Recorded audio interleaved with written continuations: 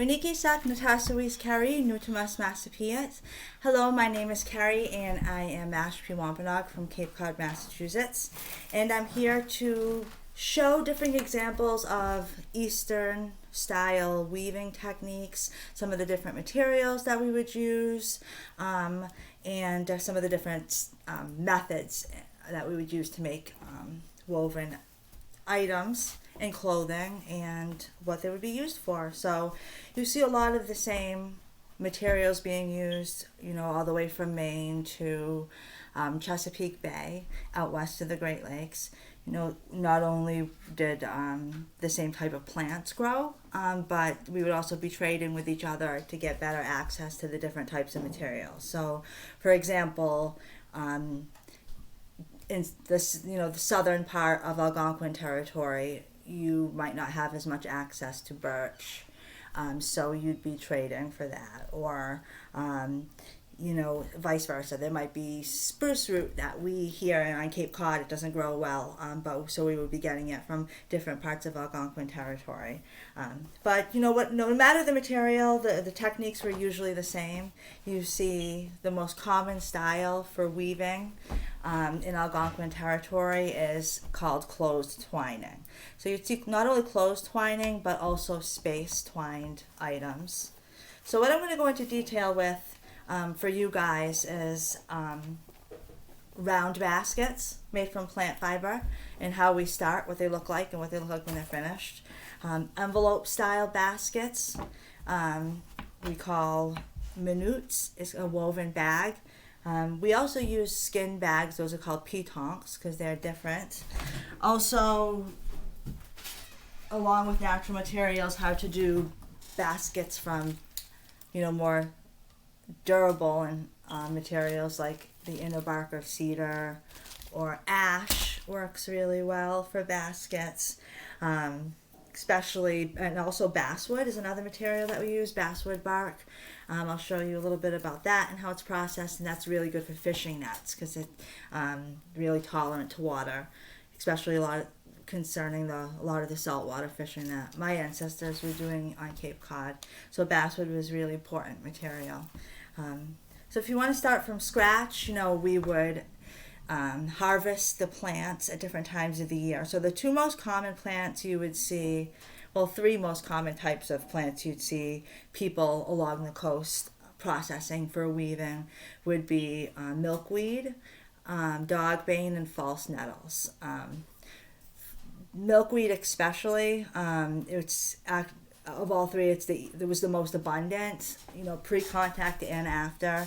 It's the fastest growing and it's the easiest to process. So we actually would watch the plant. A lot of people think that it's the cotton inside the pods that was hand spun, but it was actually the fiber from the stalk of the plant that we would process into cord.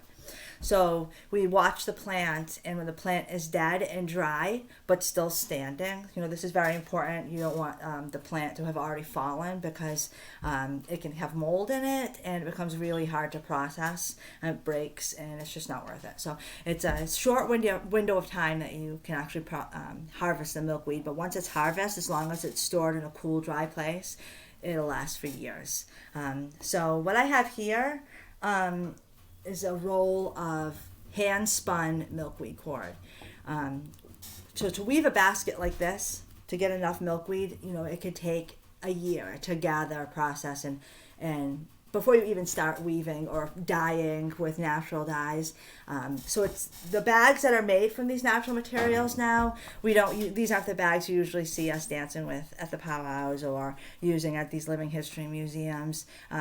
Pieces made from natural fiber now, just because the sheer amount of hours that it takes to make and process, usually go on exhibit. So they become acquired pieces for different museums or organizations, or sometimes even private collectors, because it's hundreds and hundreds of hours worth of time, so they end up being worth thousands of dollars. What I prefer to use in place of milkweed when I'm doing these bags is another plant fiber that's really similar, and it's hemp. And the reason why we like it is because it has the same feel, same texture. It takes natural dyes very well with a mordant. So a mordant is something that helps the color bind better to the material. So when you use milkweed, you have to use a mordant to dye it. But with hemp, you really want to use something like hardwood ash is the best mordant. It'll help it keep its color better. But it's also commercially made hemp, so you can get it fairly cheap. You can get it online, and you can dye it whatever color you're looking for. Even with Kool-Aid nowadays, it's so easy to dye hemp. Or you can stick with your natural dyes. So that's a good advice. That's good advice for if you want to make replicas.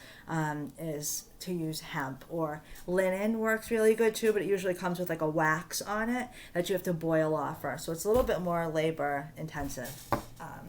So what we do is we take the plant when it's dead and dry and still standing, and we actually can take a rock and just kind of bang it down the length of the stalk of the milkweed plant.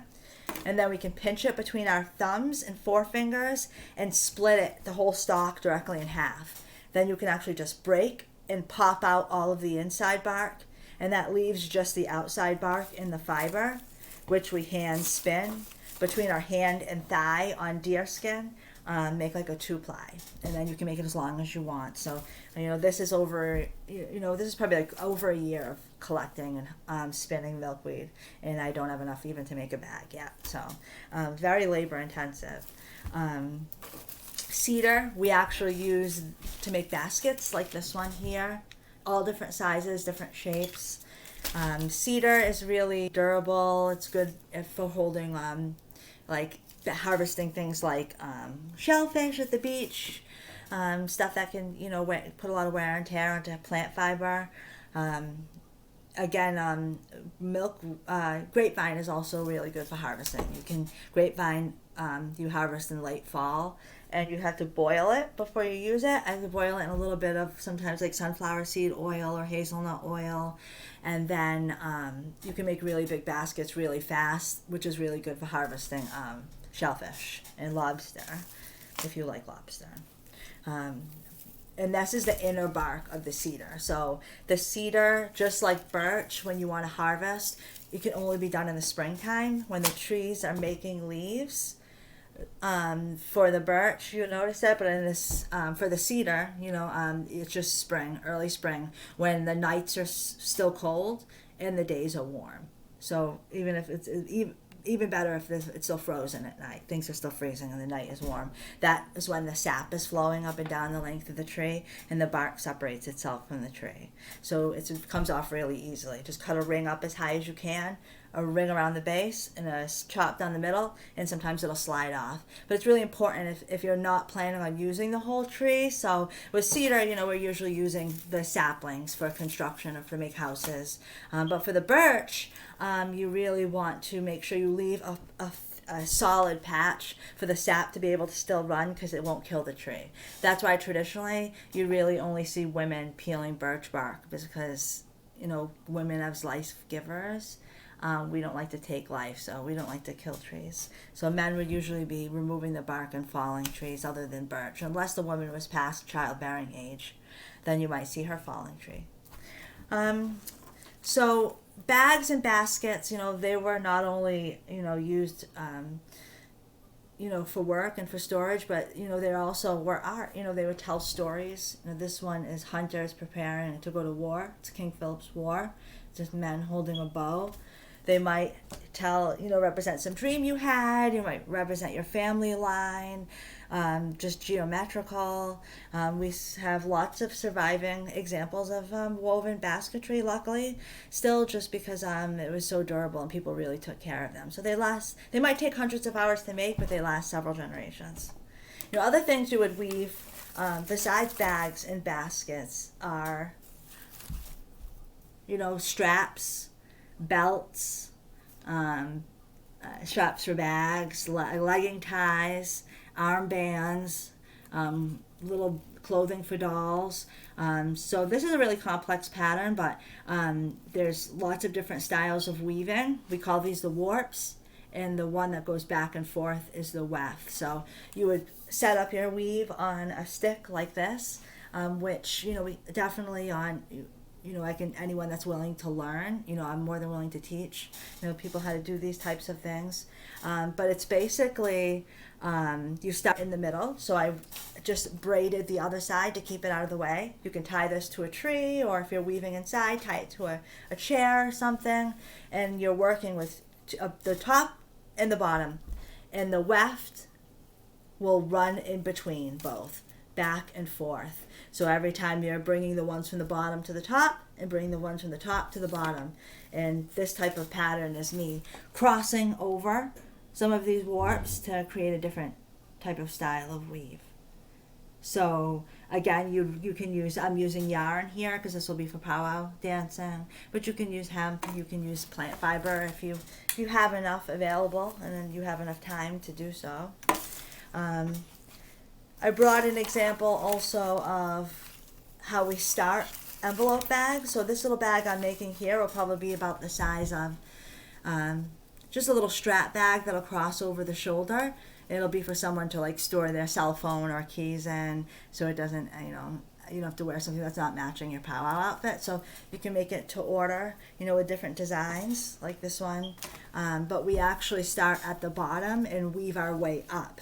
Again, these are called the warps, and the two that are running around are the wefts. So right now I'm using natural. So the space twining or closed twining is really easy. Each warp, you take the two wefts and twist them, and then you move on to the next. And you're going around and around, and as you go around, the bag comes up. If you're using more than one color, so say I wasn't using two natural, if I was using a red and a black, how many times I twist will determine which color is hidden and which color is in front and you can view, and that's how we make the different designs and different patterns. You can weave with up to 6 colors, if you're good enough at hiding and not letting the other colors be shown, and that's where you can get into the really intricate, designs and patterns for weaving. Another style is round style. So you see these a lot for storage. You would even see Wampanoag women weaving bags that can hold up to 10 bushels of corn. That's big enough for me to stand up in and pull the drawstring closed on myself.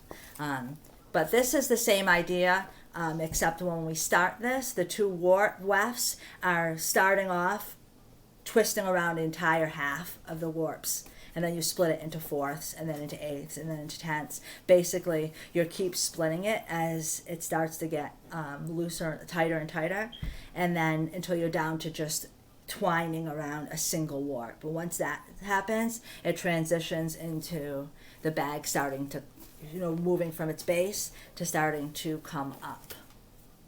You can see that really pretty design here. We use a lot of different things for dyes, natural dyes. We have several ways of making every color here in Massachusetts. Things like we use bloodroot, alder, black walnut, staghorn sumac makes several colors. We use black oak. We use lots of different things. The only color that we couldn't make was blue. Other parts of Algonquin territory do have access to blue, but here in Massachusetts we did not. So when we started trading with the English, French, and Dutch, anything blue was the most popular trade item. So a lot of people think that my ancestors wanted, guns or knives or pilgrim clothing, but in reality it was anything blue. Blue beads especially, or blue blankets, even really damaged ones. We could take them apart and actually respin it and use it in our own weaving. This is what I'm doing here. This is from a respun English wool blanket. So you see a lot of manipulating English goods, for other things.